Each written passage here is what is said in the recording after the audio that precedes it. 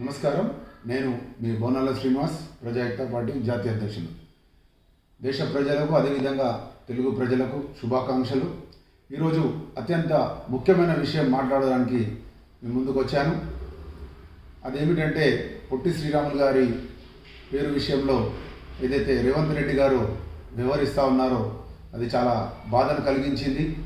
రీసెంట్గా నందమూరి తారక రామారావు గారి విగ్రహం 100 అడుగుల విగ్రహం ఏర్పాటుకి సానుకూలంగా స్పందించడాన్ని మేము స్వాగతిస్తూ ఉన్నాం, హర్షిస్తూ ఉన్నాం. ఎందుకంటే అది తెలుగు ప్రజలంతా ఒకటే అనే సూచన చాలా ఉన్నతంగా రేవంత్ రెడ్డి గారు ప్రజల్లోకి తీసుకుపోయారు. కానీ at the same time Potti Sriramulu గారిని అవమానించడం మాకు చాలా బాధ కలిగించింది.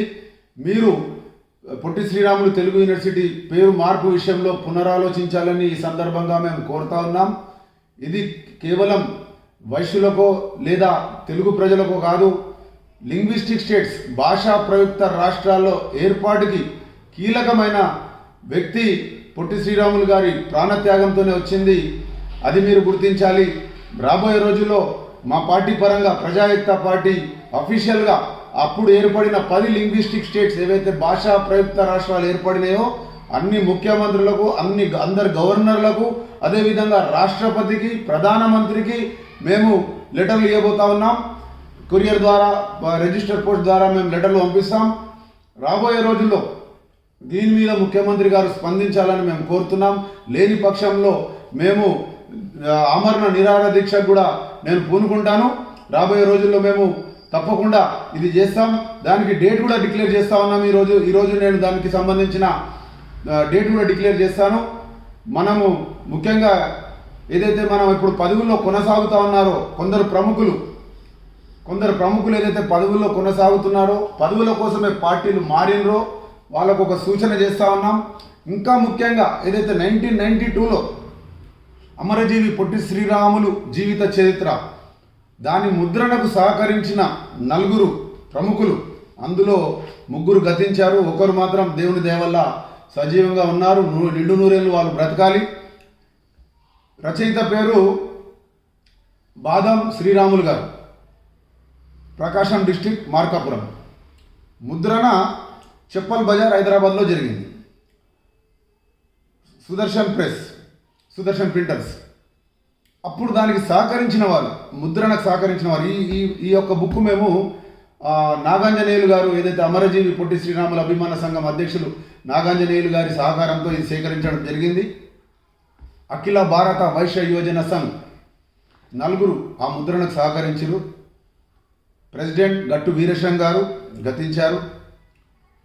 అదేవిధంగా వైశ్యరత్న కబ్బలవాయి రాధాకృష్ణారావు గారు, వారు కూడా మన ముందు లేరు ఇప్పుడు. అదేవిధంగా జనరల్ సెక్రటరీ బూర్గు నరసింహులు గారు, వారు కూడా మనతో లేరు ఇప్పుడు.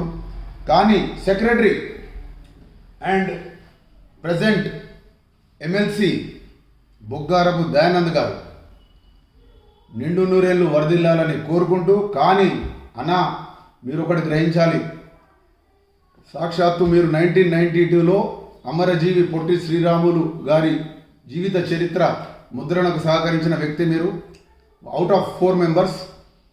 కానీ ఇప్పుడు మీరు ఎందుకు మౌనంగా ఉన్నారు? అప్పుడు ముద్రణకు సహకరించి ఇప్పుడు మౌనంగా ఎందుకున్నారు అని ప్రజాయుక్త పార్టీ సూటిగా మిమ్మల్ని ప్రశ్నిస్తూ ఉంది. దీని విషయంలో అమరజీవి పొట్టి శ్రీరాములు గారి పేరు యథావిధిగా కొనసాగించని పక్షంలో 26 జనవరి 2025 గణతంత్ర దినోత్సవానికి ముందే ప్రభుత్వం మీరు దీని మీద చర్యలు తీసుకోవాలి.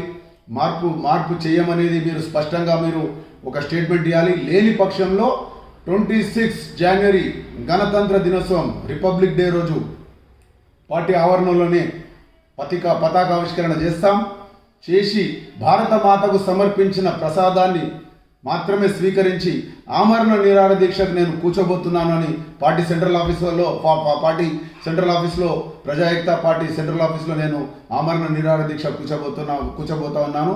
ఇది మీకు తెలియపరుస్తా ఉన్నాను. తెలుగు ప్రజలు కూడా స్పందించాలి ప్లీజ్. భాష మీద ప్రేమ ఉన్న ప్రతి ఒక్కరూ స్పందించాల్సిన సమయం ఆసన్నమైంది.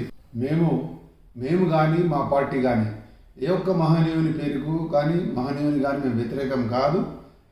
కానీ ఎట్టి పరిస్థితుల్లో పొట్టి శ్రీరాములు తెలుగు యూనివర్సిటీ పేరు ఎట్టి పరిస్థితుల్లో యథావిధిగా కొనసాగాలి.